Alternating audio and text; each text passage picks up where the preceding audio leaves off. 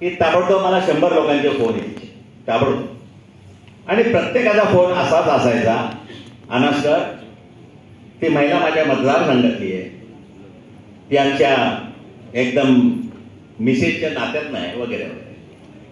मी हा विषय आठवड साहेबांशी बोललो. आठवड साहेबांमध्ये ही माझी खूप मोठी अडचण आहे. ज्यांचे ज्यांचे मला फोन येतात ते सगळे मोठे लोकप्रतिनिधी आहेत. त्यांचा सन्मान ठेवणं, मान ठेवणं हे माझं काम आहे. CM ऑफिसमधनं फोन येतात, चिठ्ठ्या येतात. अशा वेळी बँकिंगमध्ये काम करणं केवळ अशक्य आहे. आठवड साहेब साहेबांनी मला विचारलं काय करायला पाहिजे.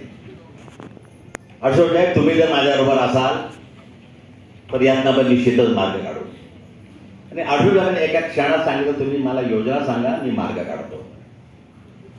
मी त्याला सांगितलं आमच्या बँकेमध्ये जेवढ्या युनियन आहेत त्या सगळ्या युनियनशी मी एक करार केला आणि असा करार करणारी भारतातली एकमेव बँक आणि एकमेव युनियन असेल, एकमेव युनियन. मी त्याला सांगितलं समजा मी एखाद्या स्टाफची बदली केली आणि त्या स्टाफची बदली केल्यानंतर मला कुठल्या वरिष्ठांचा फोन आला आणि त्याच्या वरिष्ठांच्या फोननुसार मला त्या स्टाफची बदली दुसरीकडे करावी लागली तर त्या स्टाफला बोनस मिळणार नाही अशा प्रकारचा क्लॉज तुमच्या ऍग्रीमेंटमध्ये टाका. बघा, युनियनचा अध्यक्ष, मागणी मॅनेजमेंटची, पण संस्थेचं हित लक्षात घेतं आठवड साहेबांनी ते मान्य केलं आणि अशा प्रकारे राज्य सहकारी बँकेच्या 6 युनियननी त्या करारावर सह्या केल्या. त्या करारावर सह्या झाल्यानंतर पहिले तर लोकांना वाटलं की नुसतं बोलायचं असेल, प्रत्यक्षात ते होणार नाही. आणि लगेच मला एका मंत्र्यांकडनं चिठ्ठी आली, फोन आला की असं या महिलेची बदली करा, ती माझ्या मतदारसंघात तिची आई आजारी आहे. मला एक आश्चर्य वाटलं की सोशल वर्कमध्ये नेहमी आहे आई वडील नेमक्या वेळेला आजारी पडतात आणि त्या आई वडिलांचं कधीही सोयीसुतक नसलेली लोक अशा वेळी खूप भावनिक होत असतात.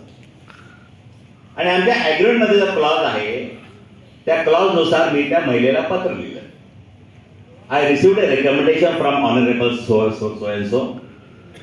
Now, as per the agreement executed between the union and the bank, clause number such and such. Now, option goes to you. तुम्हाला बदली पाहिजे का बोनस पाहिजे. त्या महिलेने ताबडतोब आम्हाला सांगितलं मी आयुष्यात कधीच त्या मंत्र्यांना भेटले नाही हो. म्हटलं लेखी द्या तसं. त्याने मला लेखी दिलं. तेच पत्र मी त्या मंत्र्यांना पाठवलं आणि त्या मंत्र्यांनी माझ्या समोर जे शिव्या द्यायला सुरुवात केली, आई अगदी रडत होते, असं करत असं एखादं अजिबात करू नका, कट सोडलेलं टाका. पण बघा, युनियन आणि बँक एकत्रितपणे काम करत असेल तर संस्थेच्या हिताच्या दृष्टीने आज मला फोन यायचं बंद झालं.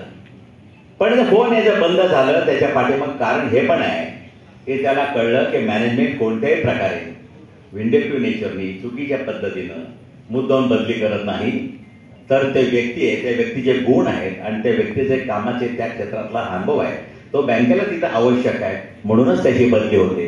हे ज्यावेळी सेवकांची खात्री झाली त्यावेळी संपूर्ण सेवकांनी आज उत्स्फूर्तपणे बँकेला पाठिंबा दिला आणि आज आमच्याकडं अशा खूप कमी तक्रारी येतात की आम्हाला बदली हवी. त्यामुळे सेवकांच्या बाबतीमध्ये मी असं खास म्हणेल, मी पण एका संघटनेचा जनरल सेक्रेटरी होतो. आधुनिक संघटनेचा सल्लागार म्हणून मी पुण्यामध्ये काम करतो. बँक कर्मचारी संघ जी माझ्या राज्य सहकारी बँकेमध्ये वन ऑफ दी युनियन आहे 6 पैकी, तिचा मी जनरल सेक्रेटरी होतो. त्यामुळं आठवड साहेबांना आम्ही एक क्षणात मी मॅनेजमेंटमध्ये बसायचो आणि दुसऱ्या मिनिटाला खुर्ची बघून त्या तिकडं पण बसायचो. मला दोन्हीकडचा मला अनुभव आहे. त्यामुळे एक मी बघितलं ज्या जर आपल्या युनियनच्या सेवकांच्या मनात असेल, आज अनेक बँका अडचणी झाल्या, पण त्या बँका अडचणी यायची कारण हे बाहेरच्या लोकांना कळण्यापेक्षा तिथं काम करणाऱ्या सगळ्यात जास्त आधी सेवकांना समजतं. मध्यंतरी पुणे पोलिसांनी एक मोहीम राबवली होती, आपला शेजारी खरा पहारेकरी. त्यावेळी कश्यप साहेब म्हणून कमिशनर होते. त्यांचं म्हणणं असं होतं, या शहरात घडणारा प्रत्येक गुन्हा जर आधी कोणाला कळत असेल तर शेजाऱ्याला समजतं. आणि शेजारी जर परफेक्ट असेल आणि शेजाऱ्याने स्वतःच्या नैतिक भूमिकेतून त्याचं पोलिसांपर्यंत पोहोचवलं तर गुन्हेगारीला आळा बसायला वेळ लागणार नाही. त्याच तत्वावर माझं असं म्हणणं आहे, त्या बँकेमध्ये घडणारी चुकीची गोष्ट सगळ्यात पहिल्यांदा कोणाला समजत असते तर ते युनियनला समजते, सेवकांना समजते. आणि सेवकांनी आपापल्या हितसंबंध न जगता सगळ्यात प्रायोरिटी, टॉपमोस्ट प्रायोरिटी संस्थेला दिली तर सरपंचास पकडण्याच्या संस्था जगली तर आपण आहोत. आज मला कधीतरी अभिमान वाटतो, माझ्या बँकेतल्या प्रत्येक सेवकाच्या मुलामुलींबद्दल चौकशी केल्या तर प्रत्येकाची मुलं इतकी उच्च शिक्षित आहे, अमेरिकेत आहे, कोण डॉक्टरेट आहे, कोण आहे, कोण वैज्ञानिक आहे. त्या प्रत्येकाच्या मनामध्ये एकच भाव असतो की माझ्या बँकेने माझ्या कुटुंबाला भरपूर दिलेलं आहे.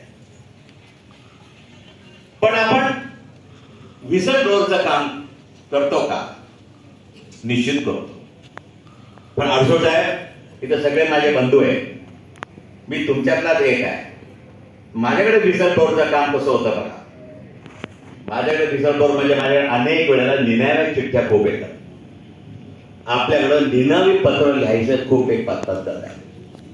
आज निनावी पत्रामध्ये भाषा अडसो साहेब व्हायची असते की वाचायला पण नको वाटतं. एक कालच मला एक निनावी पत्र आलं, माझं जीपी वाढवणार होतं. काय माझ्या निनावी पत्राला असंच पत्र मला 4 महिन्यापूर्वी आलं होतं की, आणि भाषा पण अशाच नाही, तुमच्या नाही. अध्यक्ष प्रशासक हा त्यांना करता नोकरच वाटत असतो. तुझ्या बँकेमध्ये तू कितीही कडक वागलास तरी IPPSची परीक्षा पास न करता एक मनुष्य घुसलेला आहे. झालं, पिल्लू माझ्या डोक्यात सोडून दिलं. मी जंग पछाडून सगळ्या बँकेच्या लोकांना कामाला लावलं.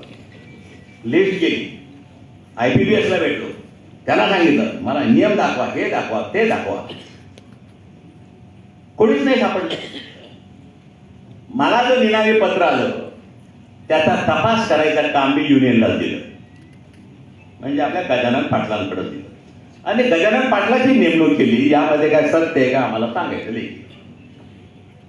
काही सापडलं नाही. काल मला अडचण आहे, परत एक पत्र आलं, सापडलं नाही ना अजून, शोधा शोधा. माझं टेन्शन, अरे बाबा तुला माहिती तर नाव सांग ना, कोण व्यक्ती IPPS न होता आली आहे. हा पत्र लिहिणारी व्यक्ती कुठल्या मानसिकतेत आहे मला माहित नाही. तो लपून छपून माझा त्रागा बघत असणार, माझी प्रत्येक ऍक्शन बघत असणार, मी MDवर जे चिडतोय ओरडतोय ते बघत असणार, आणि मनामध्ये तृप्त तृप्त खुश होत असणार. एका पत्राने कसा हलवून टाकला बघा. साहेब, हे दुसरं कोणी बोलणार नाही, तुमच्यातच एक व्यक्ती बोलू शकतो. एकदा इनामदार साहेबांनी, IG इनामदार होते, ते पोलिसा माझे मित्र होते. पोलिसामध्ये भाषण करताना त्यांनी सांगितलं, पोलीस 3 P ला खूप घाबरतात, तसं सेवक 3 P ला खूप घाबरतात. 3 P त्याच्या आयुष्यात खूप महत्वाचे असतात. पहिला P म्हणजे पर्स, पगार. दुसरा P म्हणजे पोस्टिंग, आणि तिसरा P म्हणजे प्रमोशन. या 3 P ला जर आम्ही सांभाळलं, अनेक ठिकाणी बघितलं. मी तुमच्या युनियनला, महाबळेश्वरला, तुमच्या अलीकडं तुमचं हे ना आपलं आनंदवन, तिथे मी तुमच्या सगळ्या लोकांचे क्लासेस घेत होतो कित्येक वर्षापूर्वी, तुम्हाला आठवत असेल. आणि तुमच्या लोकांना मी सांगत होतो की तुम्ही जो सेवक संचालक देताय त्या सेवक संचालकाला मी ट्रेन करतो. तुमचा सेवक संचालक कसा असला पाहिजे? तुमचा सेवक संचालक बैठकीला बसल्यानंतर हातामध्ये वही पेन घेऊन बसला तरी ते MDला सुधारलं पाहिजे, असा सेवक संचालक पाहिजे. आमच्या सेवक संचालकाला 1-2 मागण्या जर असतील, साहेब याची बदली इथं करा, आणि एवढ्या पुरतं आम्हाला थोडंसं बोनस लवकर द्या, या 2 मागण्या मॅनेजमेंटला काही हरकत नाही. आणि तो मग तृप्त होतो, मी माझं काम केलं नाही. तेवढ्यापुरतं तुमचं काम मर्यादित नाहीये. तुमचं काम त्या संचालक मंडळाच्या मीटिंगमध्ये जे जे काय होतं, जे जे काय घडतं ते बँकेच्या हिताचं असेल तर त्याचं कौतुक केलं पाहिजे. बँकेच्या हिताचं नसेल तर आपले रेकॉर्ड मिनिट्समध्ये आपले जे काय म्हणणं आहे ते रेकॉर्ड केलं पाहिजे. कोणीतरी मला एकदा सांगितलं, एका बँकेच्या अध्यक्षांनी, सेवक संचालकाचं काम फक्त सेवकांच्या संबंधित विषयावरच बोलायचं. म्हणून हा नियम कोणी सांगितला भाऊ? तो संचालक आहे, तो प्रतिनिधी आहे. आणि आपल्या कॉन्स्टिट्यूशन मध्ये पण म्हटलेलं आहे की वर्कर्स पार्टिसिपेशन इन मॅनेजमेंट हे इसेन्शियल आहे. मॅनेजमेंट मध्ये पार्टिसिपेशन म्हणजे नेमकं काय? नेमकं काय? साहेब सीए साहेब बसलेत आमचे. वर्कर पार्टिसिपेशन इन मॅनेजमेंट याचा अर्थ असा की त्या संस्थेच्या हिताच्या दृष्टीने जे जे काही योग्य असेल ते मांडणं, अयोग्य गोष्टीच्या विरुद्ध आवाज उठवणं, तक्रारी करणं, योग्य त्या फोरम पुढे जाणं. आणि त्याच्याकरता बँकिंग मधला अभ्यास पण तेवढाच महत्वाचा आहे. माझ्या सेवक संचालकाला CRR म्हणजे पण काय कळलं पाहिजे, करार म्हणजे पण काय कळलं पाहिजे. आणि बँक ज्यावेळी इंटरेस्ट रेट बदलते त्यावेळी इंटरेस्ट रेटवर भाष्य करणे इतकी ताकद त्याच्या ज्ञानामध्ये पाहिजे. आणि त्याने सांगितलं पाहिजे 3 ते 4 वर्षाच्या बकेटमध्ये निगेटिव्ह मिसमॅच आहे, तुम्ही इंटरेस्ट रेट कसे वाढवता. बँकिंग लँग्वेज मध्ये बोलायची त्याला ताकद पाहिजे. त्याला बकेट म्हणतात, कॉलमला mismatch, negative mismatch, positive mismatch. असा सेवा संचालक आपल्याला अपेक्षित आहे. कोणीतरी असा धष्टपुष्ट सेवक संचालक मला अपेक्षित नाहीये.